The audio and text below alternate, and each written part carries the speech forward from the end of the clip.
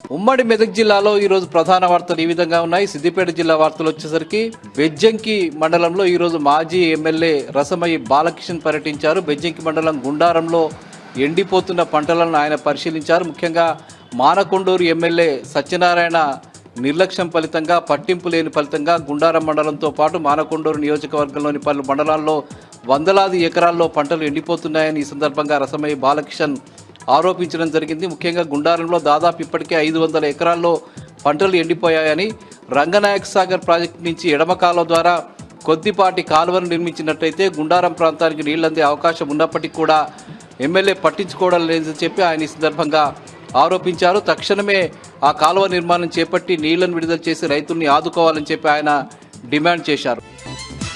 ఇక మెదక్ జిల్లా వార్తలు వచ్చేసరికి మెదక్ జిల్లా చేగుంట గజ్వెల్ జాతీయ రహదారిపై రైతులు పెద్ద ఎత్తున ధర్నా నిర్వహించారు. దౌలతాబాద్ చేగుంట మండలాలకు సంబంధించిన రైతులకు సక్రమంగా నీళ్లు అందకపోవడం వల్ల పంటలు ఎండిపోతున్నాయని చెప్పి ఈ సందర్భంగా రైతులంతా ఆరోపించడం జరిగింది.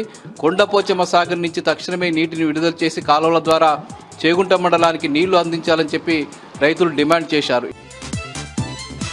నిజాంపేట మండలంలో కూడా పెద్ద ఎత్తున పంటలు ఎండిపోతున్నటువంటి పరిస్థితి అక్కడ కనిపిస్తుంది. చాలా ఎకరాల్లో నీళ్లు సరిగ్గా అందక పంటలు ఎండిపోతున్నా కూడా ప్రభుత్వం పట్టించుకోవడం లేదని చెప్పి ఈ సందర్భంగా రైతులు ఆరోపించడం జరిగింది.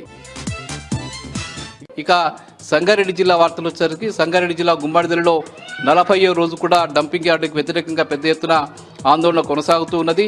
ప్రభుత్వం ఇప్పటికైనా స్పందించి డంపింగ్ యార్డు ఏర్పాటును రద్దు చేస్తూ జీవో విడుదల చేయాలని చెప్పి రైతులంతా అక్కడ డిమాండ్ చేస్తున్నటువంటి పరిస్థితి కనిపిస్తుంది. ఇక సంగారెడ్డి జిల్లా పుల్కల్ మండలం లక్ష్మీపూర్ ప్రాంతంలో మాజీ ఎమ్మెల్యే క్రాంతి కిరణ్ పర్యటించారు. అక్కడ పంటలు ఎండిపోతున్నటువంటి పంటల్ని ఆయన పరిశీలించారు. ముఖ్యంగా కెనాల్ మరమ్మతుల పేరిట సింగూరు ప్రాజెక్టు నుంచి నీటిని విడుదల చేయకపోవడం వల్ల అక్కడి రైతులకు తీవ్రమైనటువంటి అన్యాయం జరుగుతున్నదని, తక్షణమే ప్రభుత్వం స్పందించి మంజీరా కెనాల్ నుంచి తక్షణమే నీళ్లు విడుదల చేయాలని చెప్పి ఆయన డిమాండ్ చేశారు. ఇక జహీరాబాద్లో ఈరోజు అంగన్వాడీ టీచర్లంతా మూకుమ్మడి సమ్మెకు దిగారు. అక్కడ అంగన్వాడీ పాఠశాలలన్నీ బంద్ చేసి తాళాలు వేసి పాఠశాలను మూసివేసి సంగారెడ్డికి వెళ్లి వాళ్ళు ధర్నా నిర్వహించారు.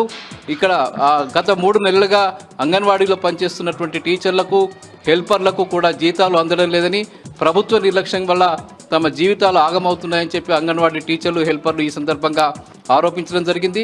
తక్షణమే తమకు జీతాలు ఇవ్వాలని చెప్పి వాళ్ళు డిమాండ్ చేశారు. ఇవి ప్రధానంగా ఈరోజు ఉమ్మడి మెదక్ జిల్లాలో ఉన్న వార్తలు.